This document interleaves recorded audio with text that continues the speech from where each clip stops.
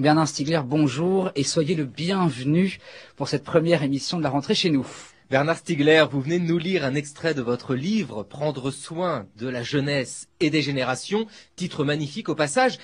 Alors, il y aurait donc un problème avec la manière dont on s'occupe de la jeunesse aujourd'hui. Expliquez-nous.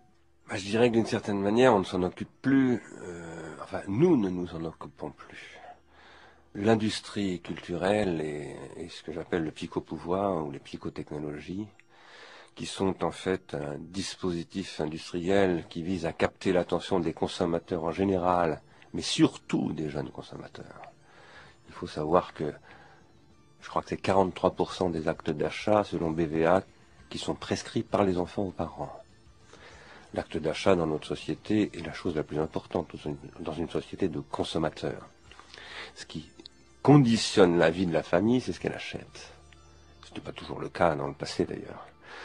Mais aujourd'hui, ce sont les enfants qui prescrivent cet acte. Cela veut dire qu'il y a un renversement de rapport entre les générations.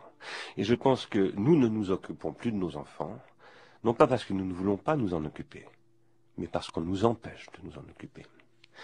N'importe quel parent sait la guerre que c'est d'élever ses enfants aujourd'hui, et c'est une guerre contre quoi? Contre le marketing.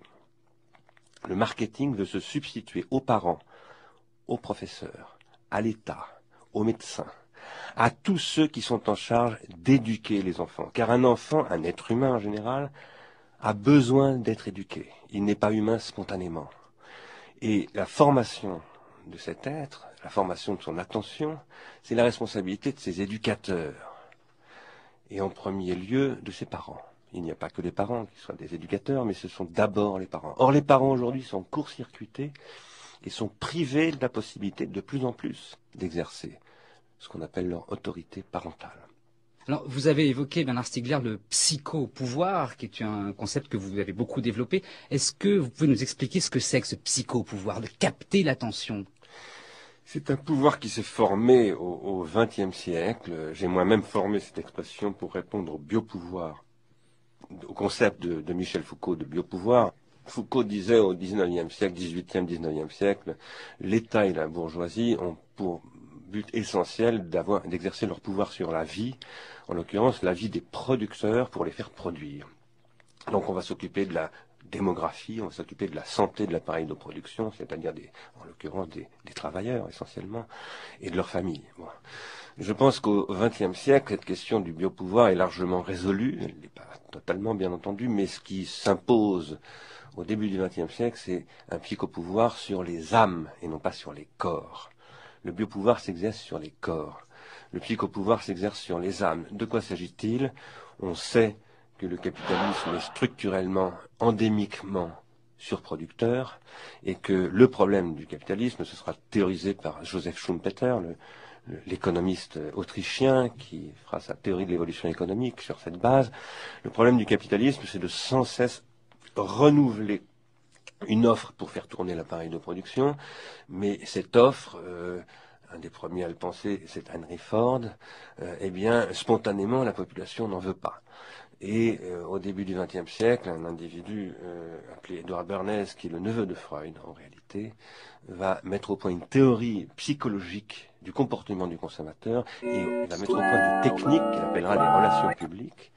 C'est en fait le grand-père du marketing, pour faire en sorte de capter l'attention des consommateurs par des techniques psychologiques, par un psychopouvoir, pour canaliser cette attention et induire mimétiquement, par toutes sortes de techniques de contrôle du désir et des pulsions, finalement, un comportement favorable aux investissements, c'est-à-dire à l'acte d'achat.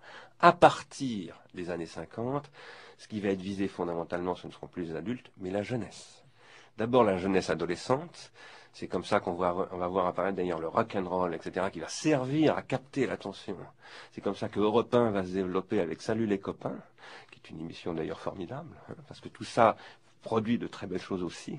Mais progressivement, les tranches d'âge vont être instanciées, visées, ciblées, comme on dit, par le marketing, et le marketing va progressivement se substituer, finalement, à ceux qui étaient en charge de former ces comportements qui au départ s'appelaient citoyenneté, comportement religieux, éducation à l'école, etc., et qui maintenant deviennent consomption, c'est-à-dire consommation. Alors justement, dans cette consommation, vous développez un problème lié à la minorité, la disparition de la minorité, l'imposition d'une majorité. C'est extrêmement complexe. Cette notion qui pourtant était très simple à la base, on est majeur à 18 ans, et puis voilà, on ne cherchait pas, ou 21 ans un peu plus tôt. Aujourd'hui, vous dites que c'est beaucoup plus complexe. C'est détruit. Je dois vous dire, absolument scandalisé de ce qui se passe en France en ce moment vis-à-vis de la jeunesse.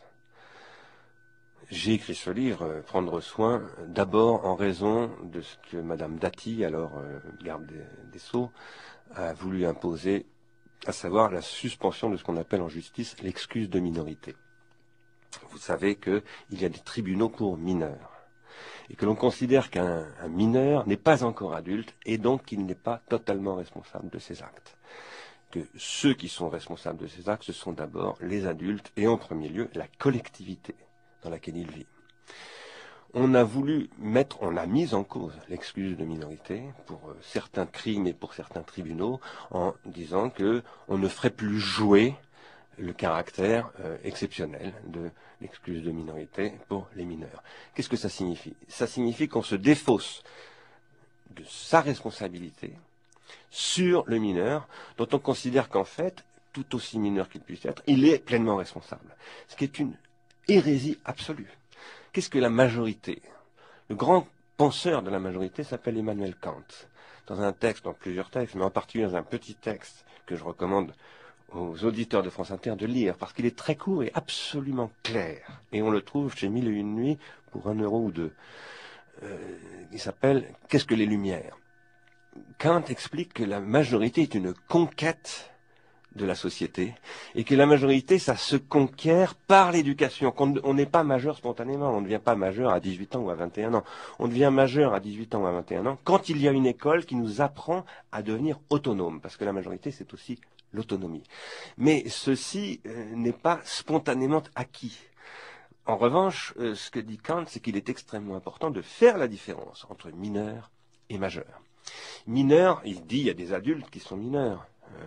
D'ailleurs, il y a des gens aujourd'hui encore qui, lorsqu'ils ne disposent pas de tous leurs esprits ou qu'ils deviennent séniles, etc., on leur ôte leur majorité puisqu'ils sont sous tutelle, comme on dit, on les met sous tutelle. Un enfant est sous tutelle. Mais ça veut dire que celui qui l'a sous sa tutelle est en obligation par rapport à lui. Et celui-là, c'est avant tout la puissance publique. Aujourd'hui, qu'est-ce qu'on est en train de faire? D'abord, on a fait passer une loi qui suspend les allocations familiales pour les parents, les familles dont les enfants s'absentent de l'école. Mais pourquoi les enfants s'absentent-ils de l'école? Ils s'absentent de l'école parce que l'autorité parentale, l'autorité scolaire sont détruites par le système consumériste. Il n'est plus possible de faire son métier de prof, il n'est plus possible d'assumer son rôle de parent dans la société contemporaine. Et aujourd'hui, il faut savoir qu'aux États-Unis,